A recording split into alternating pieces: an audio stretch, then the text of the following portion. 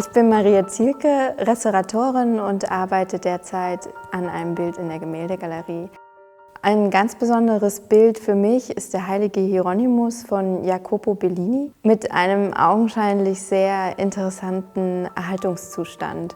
Das Täfelchen war einst Teil eines größeren Altars, den Jacopo Bellini zwischen 1430 und 1435 in Venedig malte.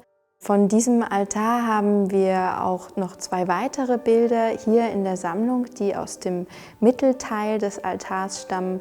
Das kleine Täfelchen ist allerdings aus dem unteren Teil, nämlich aus der Predella, und war deshalb vermutlich auf Augenhöhe dargestellt und ist unglaublich fein und detailreich gemalt. Das ist ganz toll, wenn man sich zum Beispiel die einzelnen Strähnen im Bad anschaut, wie feinteilig diese gemalt sind. Was mich als Restauratorin natürlich besonders fasziniert, sind die Techniken und die Materialien, mit denen der Künstler arbeitete, aber auch wie spätere Künstler, Handwerker und Restauratoren das Bild umgearbeitet haben. Also man muss sich vorstellen, dass der heilige Hieronymus mit den anderen Heiligen auf der Predella auf ein langes Brett aufgemalt waren und dieses zu einem späteren Zeitpunkt auseinandergeschnitten wurde, sodass man mehrere Heiligendarstellungen hatte, die man dann besser verkaufen konnte.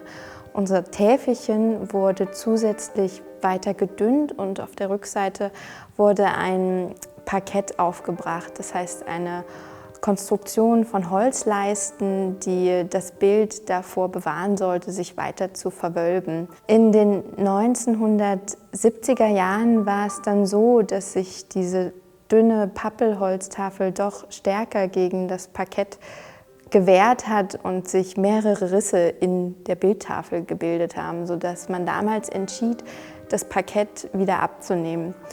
Sicherlich hatten die Restauratoren damals nicht damit gerechnet, dass sich die Tafel so stark verwölben würde, und es ist natürlich eine ganz tragische Veränderung des Bildes. Allerdings ist es auch unglaublich beeindruckend, wie gut diese Malerei diese Verwölbung einfach ganz elastisch mitgemacht hat, und das spricht natürlich unglaublich für die Technik und die qualitätvolle Arbeit von Jacopo Bellini, dass er eine Malerei geschaffen hat, die nach 500 Jahren immer noch so erhalten ist.